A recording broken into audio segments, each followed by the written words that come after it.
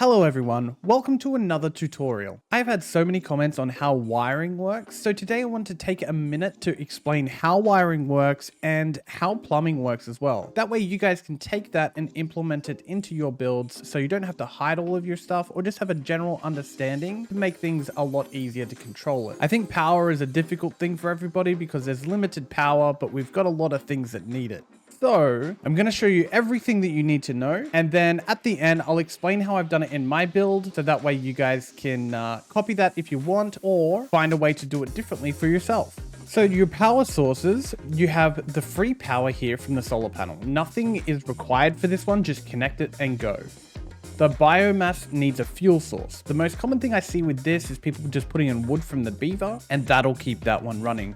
The next one is the hydraulic one. This one needs water and or a water current. And then we have deviation, which requires pollution. They go up in how much they produce in terms of tiers, and there are advanced versions of these. The highest is the deviant one in terms of total output. There are also some mimetic specializations that will increase the amount of generators you can place or the amount of power that a particular generator produces. So now we know how to get our power. How does it all work? The way that I like to do this is very simple. We want to create a main hard line. And the way we do that is by adding one wire. Now, power in this game can be daisy chained. This means that one item that uses power can carry that same current to another item. So I'm going to hook up all of our generators to each other here and run one wire to this pylon here.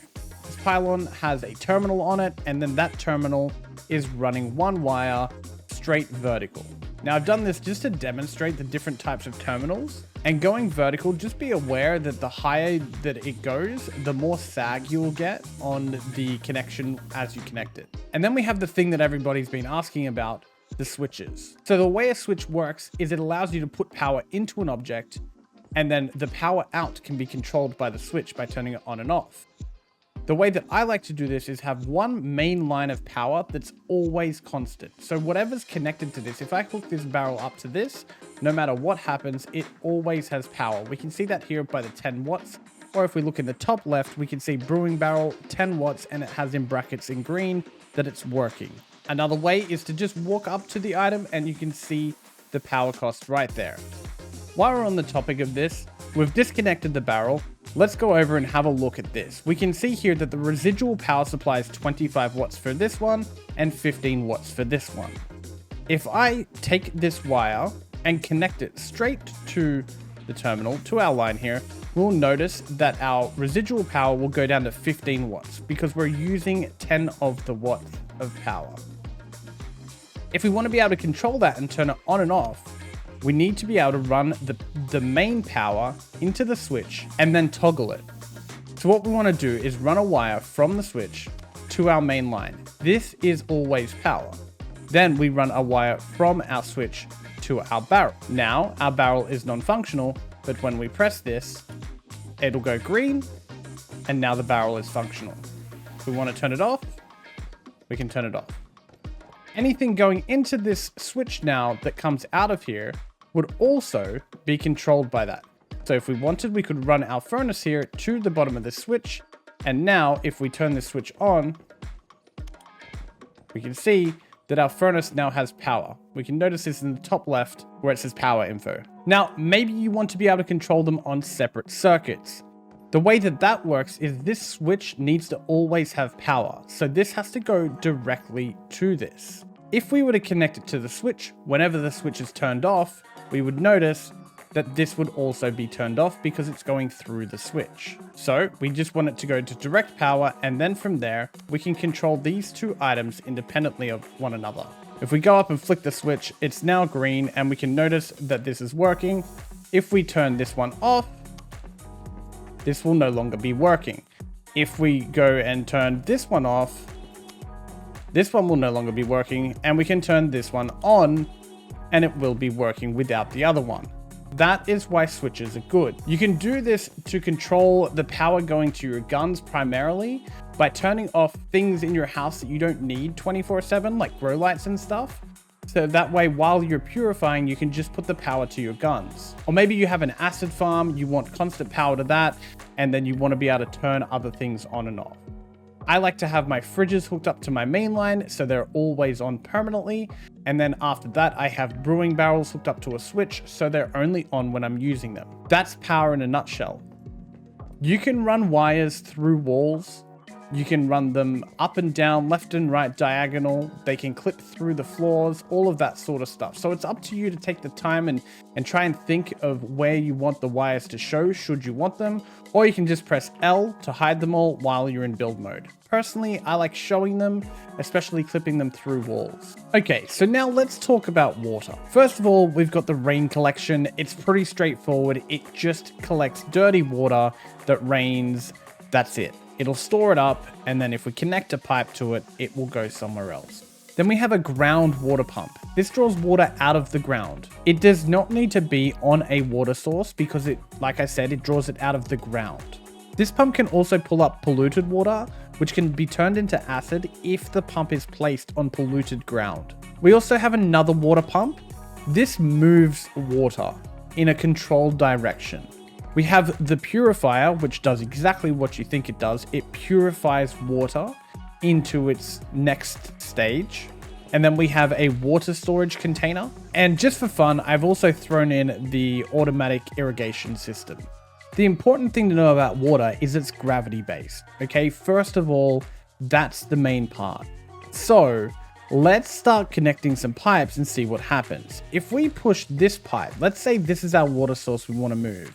And we want that to purify from dirty water into purified water, and we hook it up here, we can notice that the water flow that we can see highlighted here is going down when we want the water to go from the source into the purifier. To get around that, we actually use the little water pump. This water pump moves water up. That means if we connect this into the water pump here, you'll notice that the flow of water is now going up. And like I said, because it goes up, we now want it to go up even further into the water purifier. And we can see here now that our water is going the right way. Remember, this pushes water up, not down. So if we have this too high, you'll now notice that the water that we want to push up isn't actually going in the right direction. So make sure that your water pumps are also located in the right direction. So we bring this down. Now the water's moving in the direction that we like. If we wanted to get our purified water into this water tank, as long as the pipe start is lower than the pipe end, then the water will go in the direction that we want, just like so. Now we have water moving from our rainwater collection system into our pump, into our purifier, and then into our storage. This allows us to have everything on the same connection. You could also just move the rainwater system higher than anything that you want it to go in, and then that way the pump would go down. Like I said, it's gravity based, so it doesn't need a pump, but it does need a pump to push it up. The same is true for the groundwater pump. If I connect this water pump to the purifier, it doesn't actually pump the water. I know, it's a stupid name.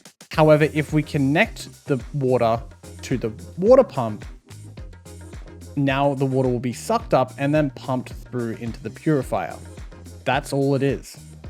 In terms of the automatic irrigation, the same thing applies. As long as the origin of the water is higher than the destination, it will always go where you want it to. You do not need a pump to push it downhill. That's how water works in a nutshell. So knowing that, we can use water pumps to get up and down things. For me, I have my greenhouse up on the roof, so I needed to push water all the way upstairs. If I didn't want to do that, you could absolutely put rainwater collection systems on your roof and have the water trickle down if you like. It's up to you, whatever you like to do. And just the same as the electricity wires, if you don't want them to show, you can just press L on your keyboard while you're in build mode and hide them entirely. That's up to you, whatever you prefer. I like to make them show, I like the detail. Now that we understand how water is moved around, now we can use that and apply that into our builds. Just like wires, they can be clipped through walls, so you can put them wherever you like. Also, some things do use power. So make sure to think about the power source that we had at the beginning and what you want. Do you always want this water pump pumping water? If so, remember to hook that up to your constant power and not to a switch. Or maybe you only want it on a switch and you don't want water all the time. You can also do that. Same with your purifier. It's completely up to you. Remember, just walk up to something to see how much it costs, or in your build mode, hover over it to see if it's working, how much it costs, and all of that jazz. A little bonus tip is this automatic irrigation facility will actually spread across 4 tiles. So you can have a lot of grow plots for just the one automatic irrigation facility if you place it correctly. As long as they're in the 4 tiles, it should work if you're in the middle. And I think that's just about it for water. So we'll dive into my actual server that I play on now and show you on my house how I've connected all of this up. Okay, welcome to my in-game house. This is where I play on an actual server. I've just recently moved to a polluted area, and because of that I had to change the plumbing and stuff, and so that's unfinished, but you can take away the same sort of application. Now my wires are all connected to each other, right? Everything connects to each other. You can't actually see them because they're clipping through floors until you notice them. You can see it here popping through the foundation. That's actually just behind here down there. We have the same thing is true for another one right here. It's going through there. And then you can see that it pops through here and goes over into those directions. They're all connected to each other. All of that line there, that one single line connects to all of the guns, goes in around everything and comes over here to this line here. See, around the back here, it'll still come from the guns over that side, round, up and around. And when it gets to here, the guns go into the wall here. And then you can't see it, but it actually clips through the wall. When it goes through the wall, that's how I've got it going straight here onto my gun line here. So I have this hooked up so that this is, the left is constant power. The middle is anything in my house that I don't need all the time, like grow lights, brewing barrels, that sort of thing. And then we have the guns. These things are connected to the switches here, so I can control anything household that's not necessary, like the brewing barrel gets turned on and off here, and my guns are turned on and off here. That way I can swap the power control. So now we know how the guns themselves are connected. Let's talk about the water, because the water's the real mess here. So I've just moved in, so everything's just being dumped on this back patio. As long as it's in working order, we're okay. The first thing we need to do is get our water pumped up from the water pump into another water pump. And then I had it into another water pump and over here. This was because I was running the blue pipes in a particular direction, like I've done up the top here. So it goes into the purifier, then from the purifier into the water storage. This is where my purified water sits. Then from there, it goes into this pump and can get pumped all the way upstairs like so, into this pump, which then goes through where it needs to go through, straight here on the other side. I have a lot of pumps to make this look right. The main thing to pay attention to is up in here and in our circuit box. These are always hooked up to a constant power, so they're always on moving the water where I need them, but where the water goes to is actually hooked up to the switch. So let's talk about that, because everybody has asked me, where is my power? Well, here it is here. I have the photon power mimetic, giving each solar panel a total of 25 watts instead of the normal 15. This means my 4 generators that I have here produce 100 watts of power without any upgrades outside of that mimetic specialization. It's fantastic. If you build your solar panel and it doesn't work straight away when you've got the mimetic specialization, just know that you'll have to rebuild it. So destroy it and rebuild that solar panel, and then it will get the enhanced effect from it. They're all daisy chained to each other to make one constant wire here, and then that wire goes to this terminal and clips through the floor. From the floor, it's made to look like it's a part of the greenhouse here, but realistically, you can just see the terminal goes here, and then it actually clips through the ground. On this terminal here, it clips through the ground and goes over to this terminal here, making this one always constant power. I then have the grow house itself wired up to this terminal, and that crosses over and goes into the middle line. That terminal is then wrapped all the way around the edge of these and then up over the walls to try and make them look as clean as possible.